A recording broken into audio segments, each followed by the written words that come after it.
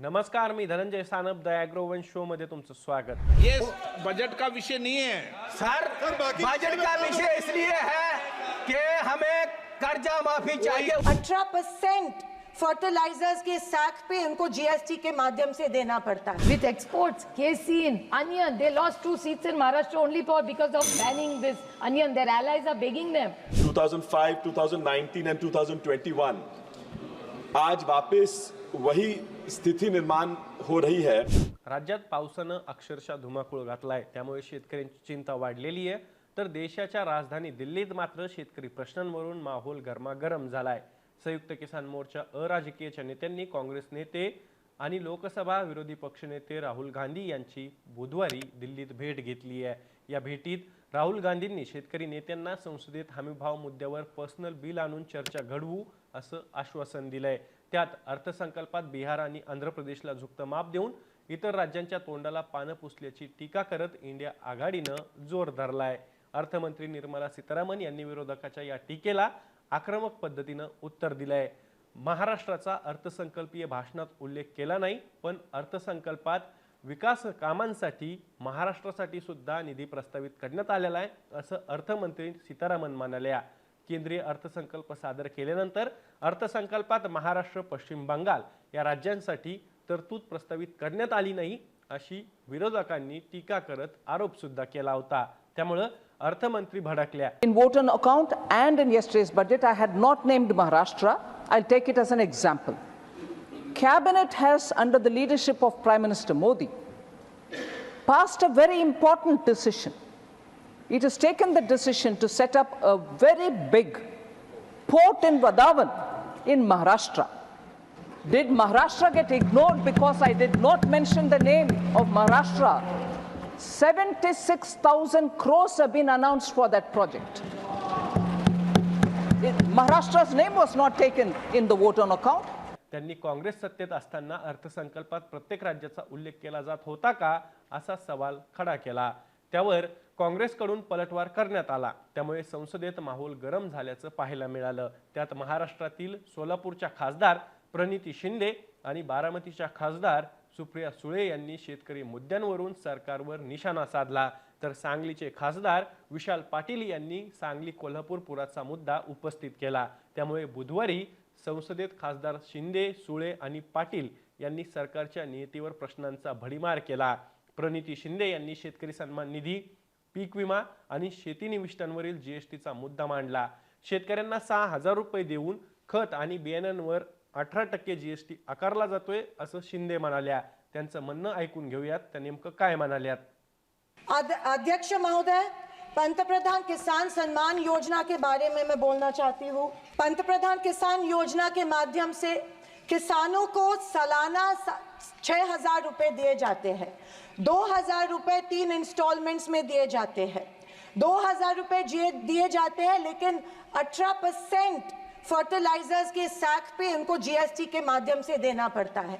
एक किसान एक साल में कम से कम 1 लाख के फर्टिलाइजर खरीदता है, तो आप 6,000 रुपए देते हो लेकिन 18,000 उनसे लेते हो। ये किस तरह की नाइंसाफी हुई उस किसान पे। आप मजाक उड़ा रहे हो उस किसान का। 6,000 रुपए देते, 18,000 रुपए जीएसटी के माध्यम से लेते हो। जब यूपीए की सरकार थी तब फर्टिलाइजर्स और औजारों पे से जीएसटी एग्जेम्प्ट की गई थी। मेरी मांग है कि 2,000 रुपए का जो अमाउंट है, जो 6,000 सालाना मिलते हैं, वो बढ़ा के 12,000 किए जाने चाहिए। तो किसान योजना, किसान सम्मान योजना का इंटेंशन क्या है? या तो किसानों को फंसाया जा रहा है किसान योजना के माध्यम में से। सांगली, सोलापूर, सातारा जिल्ह्यातील शेतकरी पीक विम्यासाठी अर्ज करतात, पण त्यांना तूर आणि उडीद पिकांची लागवड करून सुद्धा या पिकांसाठी पीक विमा दिला जात नसल्याचं शिंदे यांनी सांगितलं। ते नेमकं काय म्हणाले तेही पाहून घ्या। महाराष्ट्र में, पश्चिम महाराष्ट्र में सोलापुर, सांगली, सातारा, कोल्हापुर में उड़द दाल और अरहर की दाल यहाँ पे उगाई जाती है, लेकिन फसल बीमा योजना मिलती है सिर्फ बाजरा, मक्का और सोयाबीन के लिए। आपके माध्यम से मैं फाइनेंस मिनिस्टर से गुजारिश करती हूँ कि अरहर और उड़द के लिए भी फसल बीमा योजना के फॉर्म एक्सेप्ट किए चुके हैं, भर दिए हैं, लेकिन फसल बीमा योजना मिल नहीं रही है। दुसरीकडे खासदार सुप्रिया सुळे यांनी केंद्र सरकारवर शेतमाल निर्यात बंदीवरून टीका केली. महाराष्ट्रातल्या कांदा पट्ट्यात एनडीएला 2 जागा गमावाव्या लागल्या तरी सुद्धा कांदा प्रश्नात सरकारनं अजूनही लक्ष घातलेलं नाही असं सुप्रिया सुळे म्हणाल्या. त्यांनी दूध प्रश्नावरून आक्रमक पवित्रा घेतल्याचं सुद्धा पाहायला मिळालं. Agrarian crisis, as I said, milk, the commerce minister is unfortunately not here. Somebody was saying, oh, that Viplav, I don't know if he's still here. Ah, he's here. He was talking about milk production, wheat production. This is data from 10 years. There is no great innovation. And what have they done with milk prices? With exports, casein, onion, they lost 2 seats in Maharashtra only because of banning this onion. Their allies are begging them to allow onion exports. Nothing they have done. Even after losing 2-3 seats and after doing miserably, they have still not done, which is fine because then it helps us in the state. So it's okay. Once we come to government, we will make sure all agrarian and the farmer is respected, not just by hands-me-down and revdies as their favorite word is, but respectfully give MSPs to our farmers. It's their hard work that we are paying for. So शेतीचा प्रश्न गंभीर झालाय पण केंद्र सरकारचं लक्ष शेतीच्या प्रश्नाकडे नाही असा सुळे यांनी आरोप केलाय. त्यावरून गुरुवारी मात्र अर्थमंत्री आक्रमक झाल्या. केंद्र सरकारनं राबवलेल्या योजना महाराष्ट्रासाठी सुद्धा असल्याचं सांगत त्यांनी विरोधकावर टीकाही केली. दुसरीकडे सांगलीचे खासदार विशाल पाटील यांनी महापुरानं 2005, 2019 आणि 2021 मध्ये नुकसान झाल्याचे दाखले दिले. तसंच आजही तीच परिस्थिती असल्याचं सांगत कोयना आणि कर्नाटकमधील अलमट्टी धरणाची उंची वाढवण्याकडे लक्ष वेधलं. Regarding my constituency of Sangli especially, and also the entire western Maharashtra region, which has been affected by floods various times in the past few years or few decades, 2005, 2019 and 2021, आज वापस वही स्थिति निर्माण हो रही है. The CWC has set clear guidelines on the dam levels in the 2 states, so especially the dam of Maharashtra, Koyna Dam, and the Almaty Dam of Karnataka. But the CWC norms are being flouted in both the states. I therefore request the government to intervene. We've heard in the speech of the finance minister where she spoke about Assam also. I request that something should be done also for Western Maharashtra floods because it's an important matter. Huge loss of lives, huge loss of cattle, livestock, and also huge loss of property. I really urge the government to intervene, get the 2 governments together and work on it. त्यात आज म्हणजे गुरुवारी शेतकरी आंदोलनावरून काँग्रेसचे खासदार चरणजित सिंह चन्नी यांनी केंद्र सरकारवर घणाघाती टीका केली. हमीभावाची मागणी करणाऱ्या शेतकऱ्यांना हरियाणा आणि पंजाबच्या सीमेवर सरकारनं अडवून ठेवलंय. ही आणीबाणी नाही तर काय आहे असा प्रश्न उपस्थित करत चन्नी यांनी सरकारवर टीका केली. चन्नी काय म्हणाले तेही पाहून घ्या. किसान सरकार से मिलने के लिए दिल्ली के लिए आए.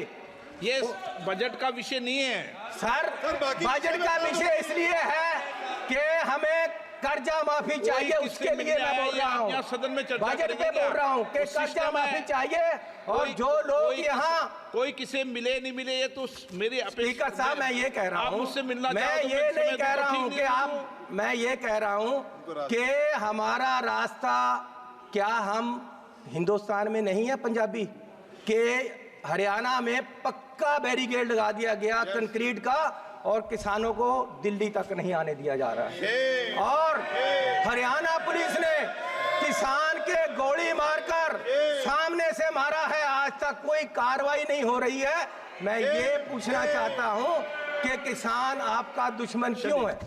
खरं म्हणजे गेल्या वर्षीच्या दुष्काळानं शेतकऱ्यांच्या तोंडचा घास हिसकावून घेतला. त्यात केंद्र सरकारच्या शेतमाल निर्यात बंदीच्या धोरणांनी शेतकऱ्यांचं अक्षरशः कंबरडं मोडलं. आर्थिक पाहणी अहवालातील आकडेवारीनुसार गेल्या वर्षी कृषी क्षेत्राचा विकास दर 1.4% राहिला. गेल्या 6 वर्षातील निच्चांकी कामगिरी असल्याचं त्यावरून स्पष्ट होतंय.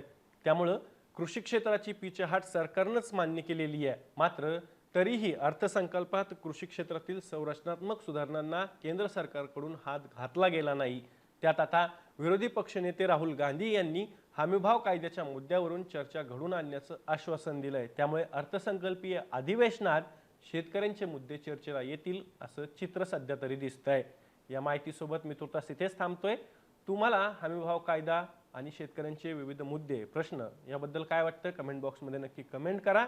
मी दररोज संध्याकाळी 6 वाजता ॲग्रोवनच्या यूट्यूब चॅनलवर शेती आणि शेतकऱ्यांच्या हिताचे मुद्दे घेऊन येत असतो. त्यामुळे तुम्ही अजूनही ॲग्रोवनच्या यूट्यूब चॅनलला सबस्क्राईब केलं नसेल तर लगेचच सबस्क्राईब करा.